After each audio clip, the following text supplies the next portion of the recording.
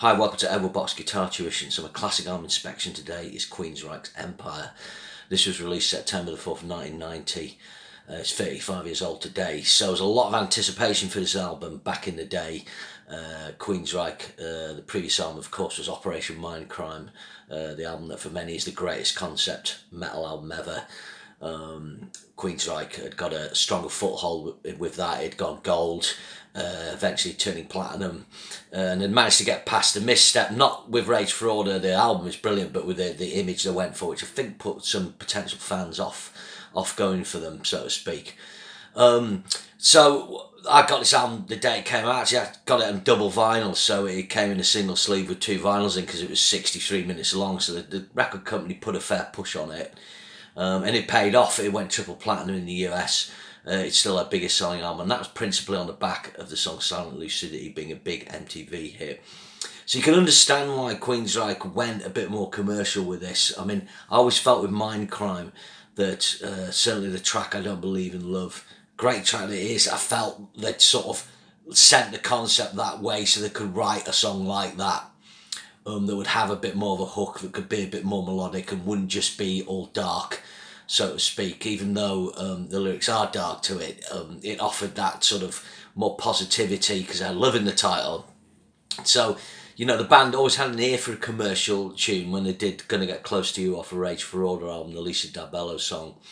Again, I really like what they did with that. It didn't pay off, but they could do that. And they're probably at that stage, the Mindcrime would have cost a hell of a lot, as did Rage for Order, as did The Warning. You don't make a Queensryche record on a budget, and I think now, those noughties albums where you can hear the budgets drop, they don't have the polish. This is before home recording got better. So their albums always sounded like $1 million and probably were. And Empire's no exception. I'd probably say this is their best sounding album in terms of production. And particularly certain tracks are pinnacles of the production within the band's lexicon, so to speak. Peter Collins, who did Rush, does this, and I think this is his best production job. We've done Gary Moore, Tigers of Pantang and so on. But sometimes it can get kind of swamped in kind of synthery a bit there. This has got good organic sounds. The guitar sounds, I believe, were done with Gallien Kruger amps. You may remember those little mini amps that had an incredible amount of watts, and then we'd turn them up to 10 and put them in isolation boxes, and they regularly blew the amps up, but obviously they had the money to do it. They also use Roland jazz choruses, I think, for the clean sounds. Clean sounds exceptional on this. The drum sounds really good. It's quite harsh, but Queensryche always had a harsh drum sound. If you listen to the 2003 remaster of Operation Mindcrime, it's actually quite hard on the ears. So this continued that, but it's a bit warmer.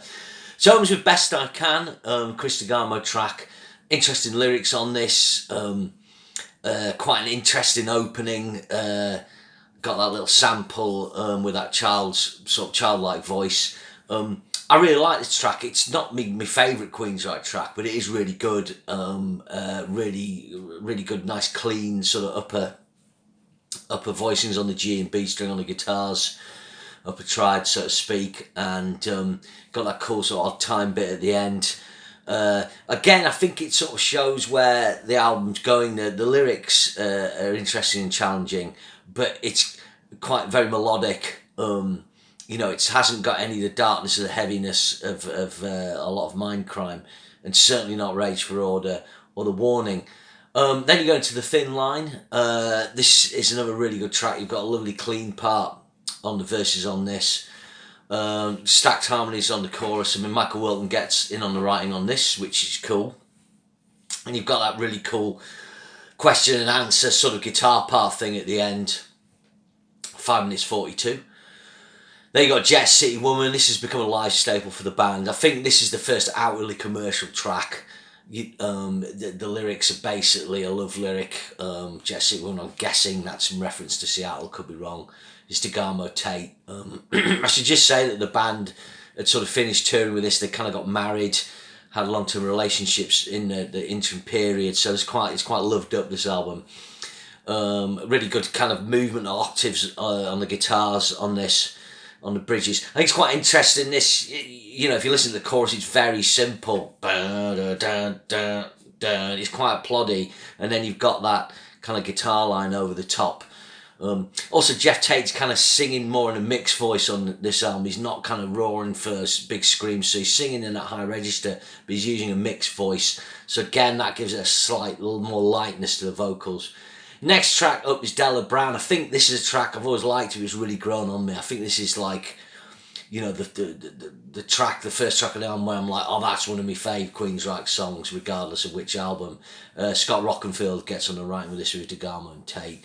And again, I should just say that DeGarmo and Tate have always been very much been the writing architects. This is very much DeGarmo's baby, this album. He co-writes every track, or bar two, but he also writes some on their own. So this is 7 It's 4. It's got really good atmosphere, great, nice, lovely guitar break from DeGarmo. He's using a lot of space, and the mix uses the delay really effectively on that. Lovely, clean guitar sound. But I really like the lyrics on this. Just kind of slice of life, street life, and really quite evocative. Really gets you into the life of the character. And then the other cool thing is the "You're Still Flying," you know, the chorus is slightly trippy. Then you've got Another Rainy Night Without You. I really like this track, but it is commercial. You know, again, it's doing the loved up thing. Eddie Jackson gets in on this as well, writing 4 minutes 44. Lovely clean verses on this that build. You got a great transition to the bridge. And then the chorus is catchy. Maybe not as strong for me, the chorus, as the verses and the bridges. Then you've got the next track is Empire, the title track. Again, this is one of the very best songs, not only on the album, but one of the best songs that the band ever did. I think if you had to pick a best sounding Queensryche heavy track, this would be it. The guitar sound's a benchmark guitar sound of its day on this. The drums are great. The way it's layered, the heaviness, the bass sound, the use of samples, the spoken word thing in the middle, statistics that Jeff Tate does is really good. He's had a strong promotional video as well, with really great contrast on the lighting. 5 minutes 7, cool solo, nice sort of change on the groove on the drums, and a really powerful ending, great riff. You know, it ticks all the boxes, this. Next up is my least favourite track on the album. And it's actually probably my least favourite track. It's probably one track I don't like very much at all, really, that Queensryche did on their first four albums, including the EP. It's Resistance. This is written by Tate Wilton. It's that classic lyric. It's about the environment. You know, metal bands have been writing about the environment since like 1970 or something, and it hasn't fucking changed, you know. And it's even worse than it was for 85 years ago. Now, I think my thing with this is I just find it a bit too light, a bit too poppy. The chorus is Resistance. It's a bit sort of almost cock rock. Well, it's not, but it's just, you know, it's not for me. They used to play us live quite a bit, I think. I certainly played it live when I saw them. Maybe they just want to kind of lighter, rockier track.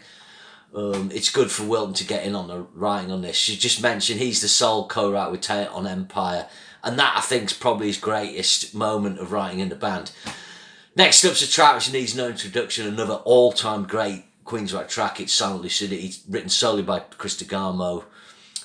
This is the band in full force. Again, what's clever about this is the simplicity. You know, that guitar part, it's almost, you know, it's not like a beginner's guitar part. Say you went for classical guitar lessons and you were starting out, you know, after a little bit, that's the sort of things you would attempt, is a kind of part like that. Just very, very gentle, very simple, but it's got that movement in it that that DeGarmo glues a great melody on for Jeff Tate to sing. It's got those lovely lyrics.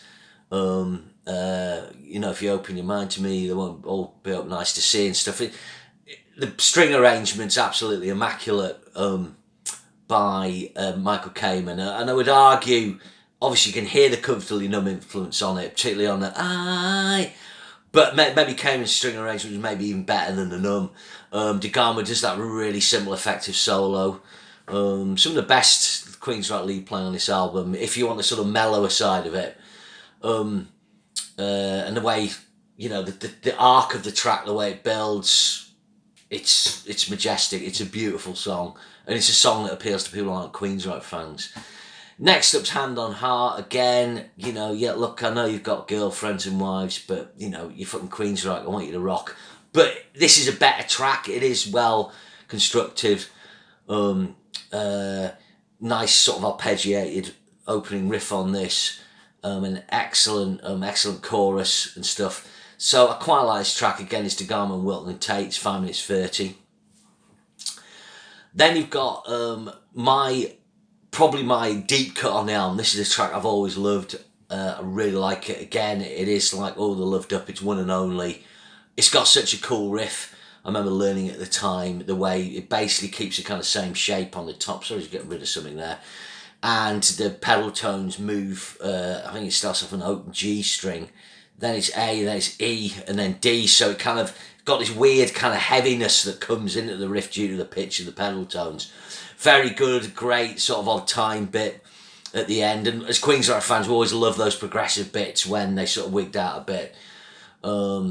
Really good verse, love the motion on the verse of this. Cool bridge, cool chorus. Yeah, excellent. And then Anybody Listening, again, one of the top tracks on the album, finishing with that top epic. Wanna close your eyes, you know, Lydian mode.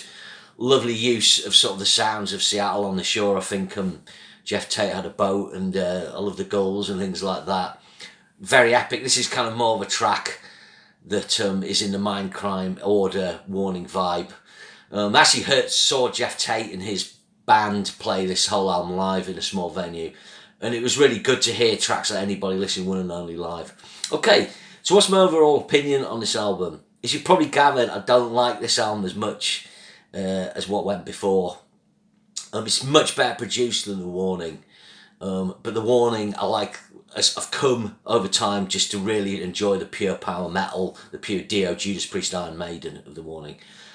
Rage Roar is one of my favourite albums of all time. I think it's perfect heavy metal. I love it. Mindcrime, of course I love that. Sometimes I can hear those tracks too much. I tend to go back to the order more, but it's an incredible achievement in the genre of traditional metal hard rock. And there's not a bad track on it. The quality of the production and writing on this album is really good. I think a criticism you got to put out there, Mindcrime's 60 minutes long, and it's got 15 tracks, or is it 17 with the instrumentals? This album's 63 minutes long, it's only got 11 tracks. I think the tracks are too long. There's a lot of tracks. There's only 2 tracks under 5 minutes. There's not one track under 4 minutes. Now Queensryche have always done, they've done epic tracks, but they've always had a good line in tracks that last 3.5, 4 minutes. I think this album lacks that, for starters. I think they're kind of filling up the CD more. So that's the first port of call. I think they could have lost a track on it. I don't think it needs Resistance for me. You've got enough commercial tracks. You've got Hand on Heart. You've got One and Only. You've got Another Rainy Night Without You. You've got enough sort of tracks like that. So I think I could have done without that. It does have bonus tracks, this album, on the CD reissue. There's a track called Last Time in Paris. I'm glad that did make the album. I don't like it. Scarborough Fair cover is really good. I don't like Dirty Little Secret. Again, those titles, Dirty Little Secret, I mean, it sounds like cocky rock.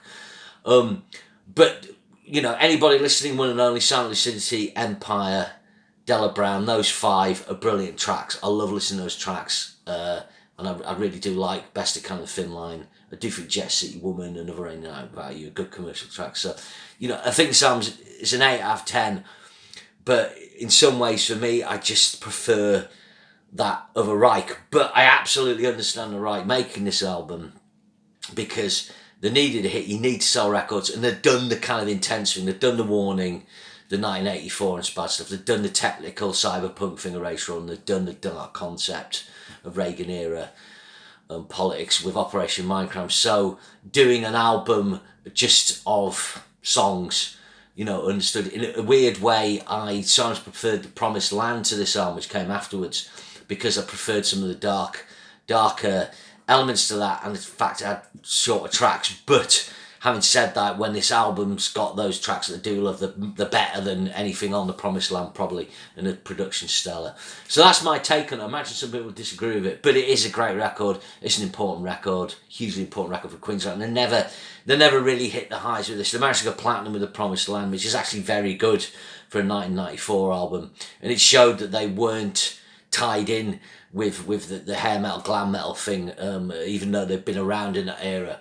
But after that, you know, things tell off here and now Frontier, and we know what happened with Jeff Tate and so on. And they're still making some good music in the current lineup, but you know, this was the end of that four album run in the EP, where they really were masters of all this evade.